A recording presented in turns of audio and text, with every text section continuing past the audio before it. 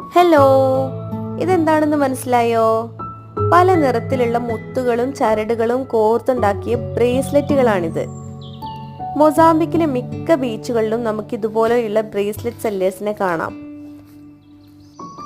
100 മെറ്റിക്കൽസ് മുതലാണ് ഓരോ ബ്രേസ്ലെറ്റുകളുടെയും വില. ഇതൊരു വണ്ണമുള്ള തടിയിലിട്ട് ബീച്ചിലൂടെ ഇങ്ങനെ കൊണ്ടു നടക്കും. ആവശ്യമുള്ളവർക്ക് വാങ്ങാം.